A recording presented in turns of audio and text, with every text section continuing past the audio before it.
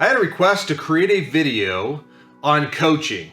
And that is like asking Picasso to describe every stroke of his painting. Coaching is something I'm super passionate about, and it's also something that has a lot of dimensions and a lot of depth. So what I thought I would do is just give you an overview video on the 4 keys to effective coaching.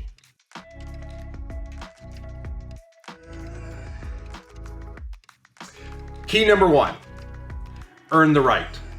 Before we ever try to coach somebody, we have to build the relationship through building what I call TCR. You can see that video somewhere else. Trust, credibility, and respect. We have to earn the right to influence other people. And so if you want to coach someone, you first need to earn the right. Number 2, have the courage to put the turd on the table.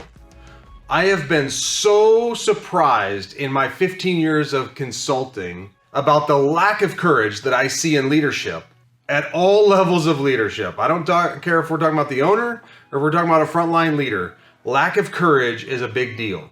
And so if you want to be a good coach, you have to get comfortable being uncomfortable in these kinds of conversations.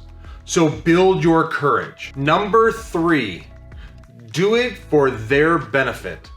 See, oftentimes when we want to coach somebody, it's because they're causing us pain or we need them to change for some reason. And that can be a good motivation to have the conversation, but you need to have the mindset that this is for their benefit.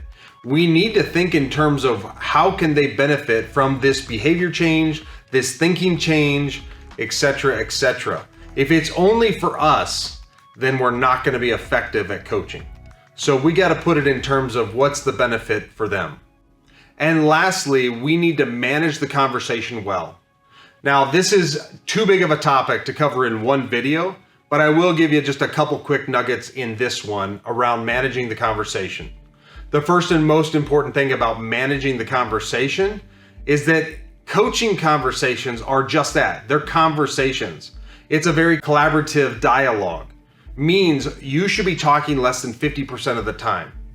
If you're talking more than that, if you're talking 80, 90, or 100% of the time, then you're more likely selling or telling and not coaching. So watch for what percentage of time are you talking when you're in that coaching conversation. I hope these 4 things are helpful for you, and I hope they make you a better coach. As always, if you have any comments, put them below. Appreciate any feedback you got. Thanks, everyone.